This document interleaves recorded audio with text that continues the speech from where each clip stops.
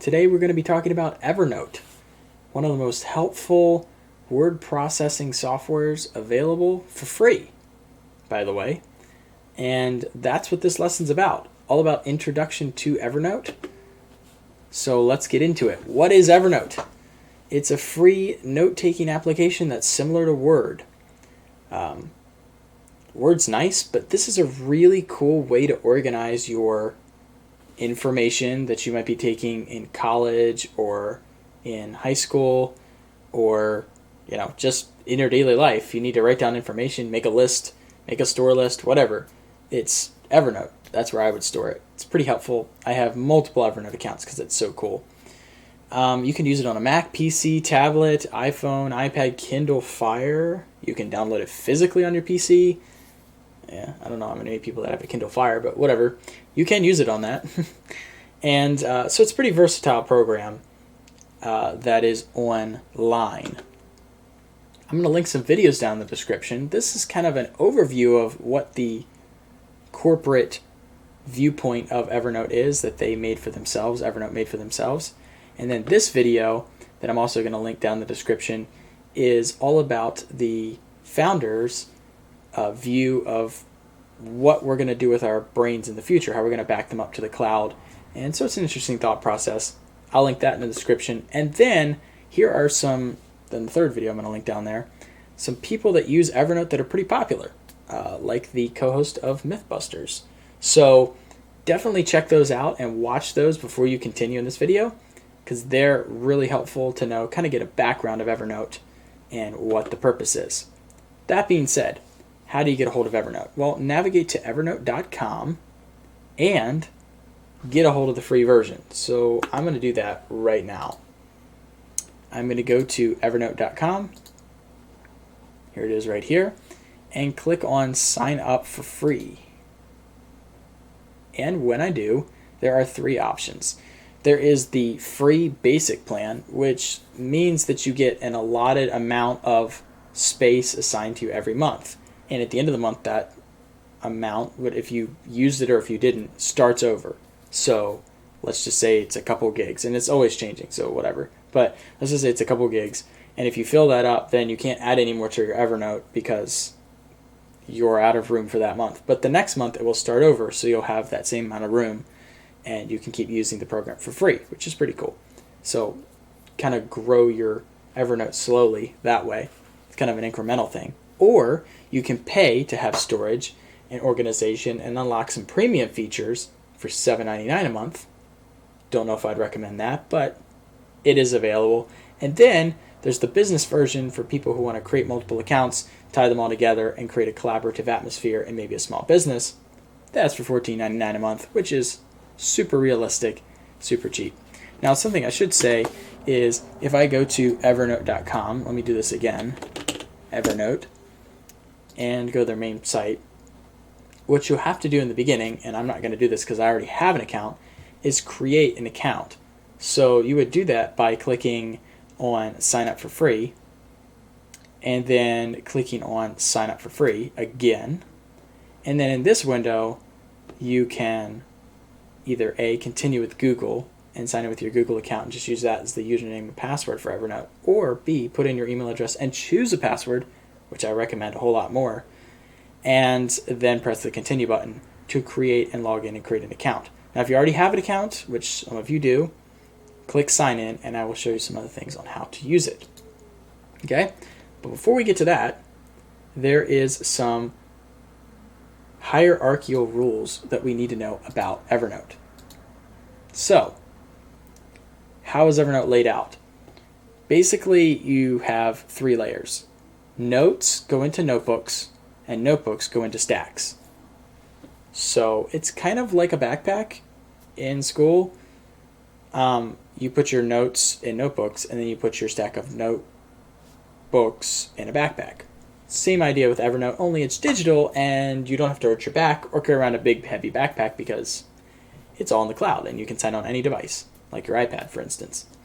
So it's really cool, and that's the reason I use it.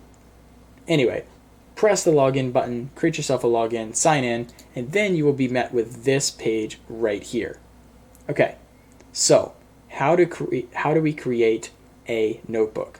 That's kind of the first step, I would say. So over here on the left-hand side, there's a section called Notebooks. You just click that, and then you click New Notebook.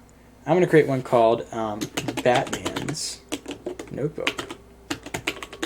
Not sure where it's underlined, probably because I forgot the, yep. And continue. So there we go, we have a notebook. Now you need 2 notebooks to create a stack. I know I have 2 here, but let's just create 2 for the sake of the illustration. So let's call this Robin's Notebook. Continue. Alright, so in order to stick these in a stack, you would think you could just drag them, but no. There are actions here, and you can just click the 3 dots and hit Add to a Stack. Now, we don't have any stacks, so we actually have to create a stack for the first time here. So let's hit New Stack, and let's call this DC Stack. I don't know. We could call it Stack of Waffles, but we could call it a stack of notebooks. I don't know. You can create whatever, however you want to organize your stuff. What I would do is, if I was creating this for like school, I would say, college notes would be the stack. Inside of college notes would be like English and math and science and the different classes I'm taking. And then inside of those classes would be the individual notes I took for those days. So I'm fooling around right now, but you would actually be serious about it if you were doing this for real, for creating notebooks and things. All right, create. So there's a stack. Now, inside of that stack, obviously, because I had that one notebook selected, it dropped that notebook into the stack.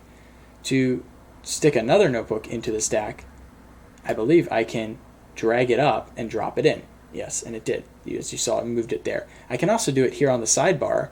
I can drag this one into that stack, and there I have 3 in there. Okay. Now, if I want to add a note to this notebook, I just click on Batman's Notebook, and it brings up this other window. And I click on New Note, or I could click New Note here because I don't really have any. So bam, I click a new note, and Batman's, note. And blah, blah, blah, blah, blah, blah, blah, blah. Great stuff going on there. Okay, I can create as many notes as I want, and fill this whole thing up and take all these notes within this class. You get the understanding there. This is the title of the note, which is kind of important that you name your note titles very specific things so that you can find them again. And this is where the information goes. And when you click in this section here, you get all of these word processing type formatting tools, like the font and the size and the color and the highlighting and the links and adding photos and everything else that goes with it. Okay, not really going to go into that at this moment. I'll cover that in another video, but nonetheless, this is where you write the note section. As far as trashing things, what you do is you go up here to the 3 dots and make sure you have the note you want to trash selected, not something else, and then press Move to Trash. And immediately that note goes bye-bye. If you want to get rid of a notebook, go back to Notebooks, and let's just say Robin's notebook is trash because Batman's is better. Click on the 3 dots, delete notebook. And it failed to delete, but normally that would happen. Not sure why it's not deleting. Delete notebook. Yeah, that's really weird. Let's try Batman's.